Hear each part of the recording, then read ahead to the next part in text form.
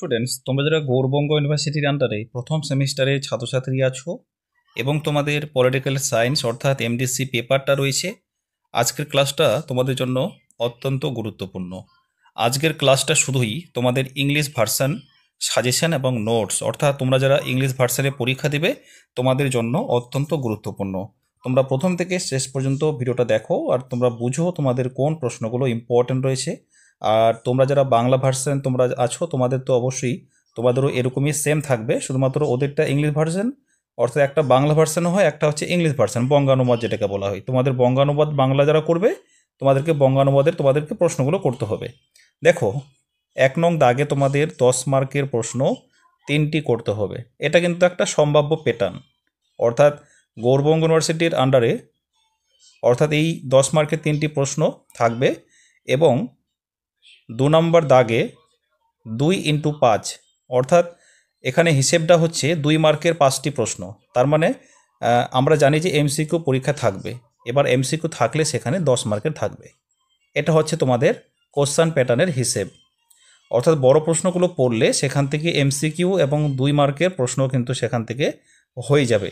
তো দেখো, internal assignment তোমাদের 10 মার্কের হয়ে গেছে। তারপরে দেখো 1 নম্বর ইউনিট থেকে, এটা সব থেকে ইম্পর্ট্যান্ট একটা unit, explain the concept of 3 generation of human rights.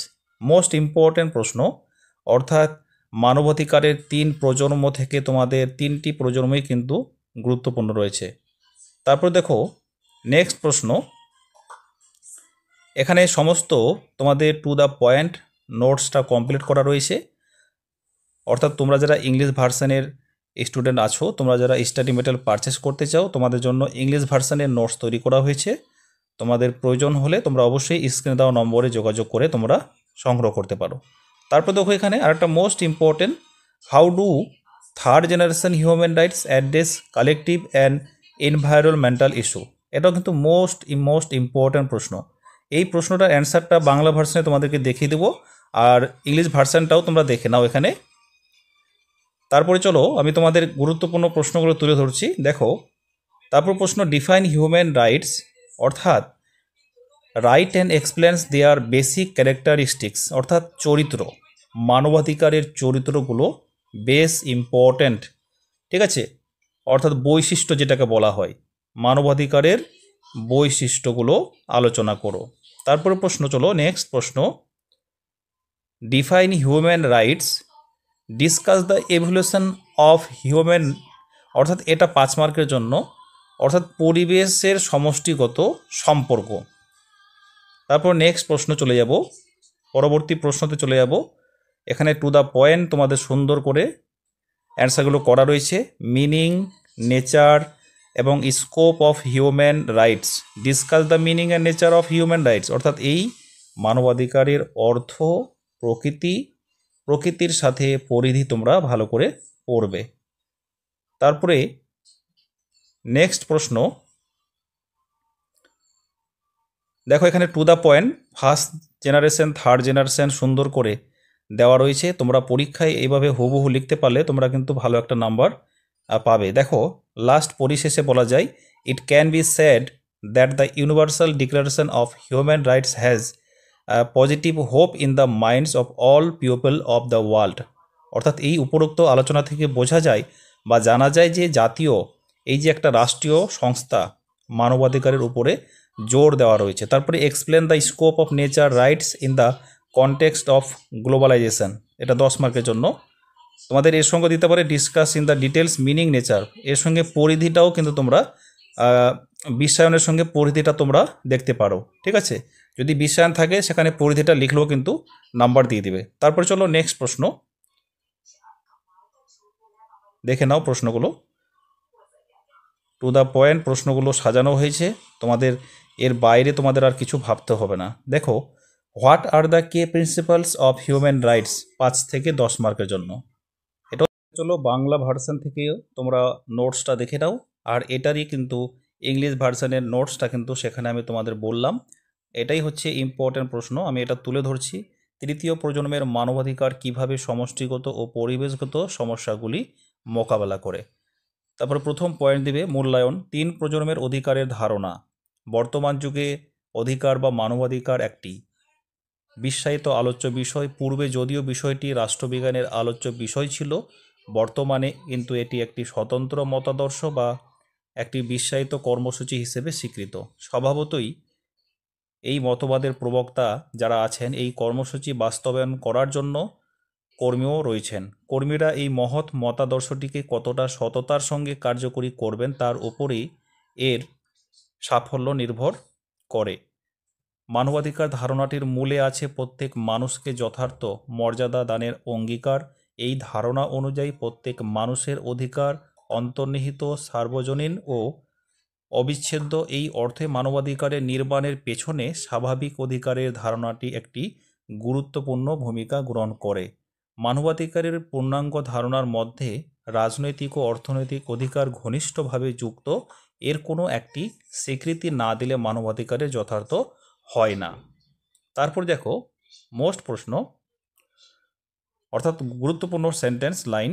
অনেক বিশেষজ্ঞ মানবাধিকারকে ইতিবাচক ও নেতিবাচক এই দুই ভাগে ভাগ করার পক্ষপাতী, কিন্তু এছাড়াও মানবাধিকারের আরেকটি বিভাজন আছে, তা হলো প্রজন্ম ভিত্তিক বিভাজন। প্রথম প্রজন্মের অধিকার, দ্বিতীয় প্রজন্মের অধিকার এবং তৃতীয় প্রজন্মের অধিকার। এই তিন প্রজন্ম অধিকারের ধারণাটির জনক হলেন ক্যারেল ভাসক। তিনি একজন বিখ্যাত রাষ্ট্রবিজ্ঞানী ছিলেন। তার রচিত বিখ্যাত প্রবন্ধ ধারণাটি আন্তর্জাতিক আঙ্গিনায় প্রবেশ করে।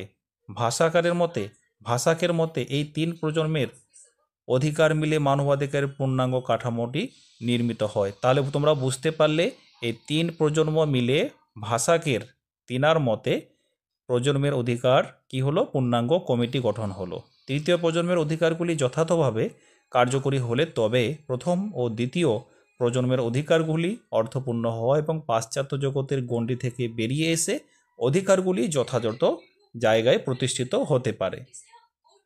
তারপরে শিল্প বিপ্লবের পর সপ্তদশ থেকে শতাব্দী পর্যন্ত মধ্যবিত্ত শ্রেণী তথা বুর্জোয়ার উদারনৈতিক আন্দোলনের সাথে যুক্ত থেকে রাষ্ট্রের বিরুদ্ধে যে পৌর ও রাজনৈতিক অধিকারের দাবি জানায় সেগুলোকেই প্রথম প্রজন্মের অধিকার বলে। তোমাদের যদি এই শর্ট প্রশ্ন আসে যে প্রথম প্রজন্মের অধিকার কাকে বলে, রাজনৈতিক অধিকারের দাবি জানায়, এই যে এখানে লাইনটা, এগুলি হলো জীবনের অধিকার, স্বাধীনতার চলাফেরা করার, একটা ব্যবসা বাণিজ্য করার অধিকার, সম্পত্তির অধিকার, তারপরে ভোটাধিকার, নির্বাচনে প্রতিদ্বন্দ্বিতা করার ইত্যাদি। তারপরে এখানে John Locke, Rousseau, James Mill প্রমুখরা এই অধিকারগুলি রাষ্ট্রের বল প্রয়োগ সার্বজনীন মানবাধিকারের ঘোষণায় কী করেছে, 3 থেকে 21 নম্বর ধারায় এই অধিকারগুলির উল্লেখ করেছেন। ঠিক আছে।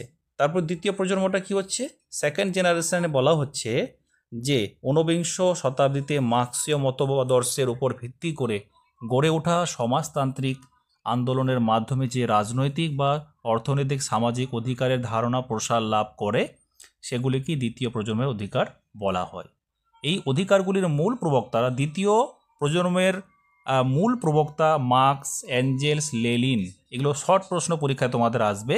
এই অধিকারগুলি হলো শোষণের বিরুদ্ধে অধিকার, কাজের অধিকার, অর্থনৈতিক ক্ষেত্রে উপযুক্ত মজুরির অধিকার, অবকাশের অধিকার, শিক্ষার অধিকার, বার্ধক্য অবস্থায় রাষ্ট্র কর্তৃক প্রতিপালিত হওয়ার অধিকার প্রভৃতি। এই অধিকার প্রদানের মধ্য দিয়ে রাষ্ট্র নাগরিকের প্রতি তার দায়িত্ব পালন করে।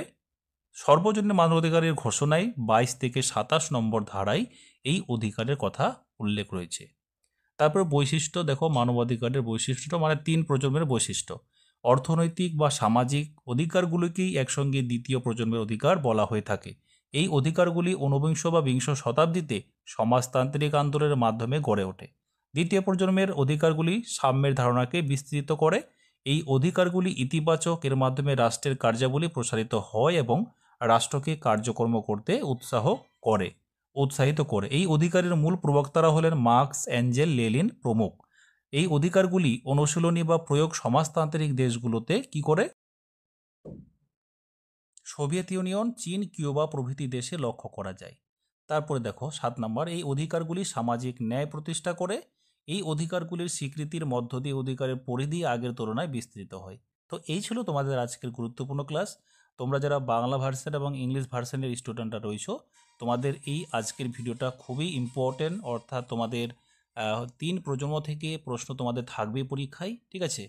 তারপর তোমাদের তিন প্রজন্মের বৈশিষ্ট্য দ্বিতীয় প্রথম ভালো করে পড়বে, ঠিক আছে। 10 মার্কের জন্য রেডি করবে। Thanks for watching.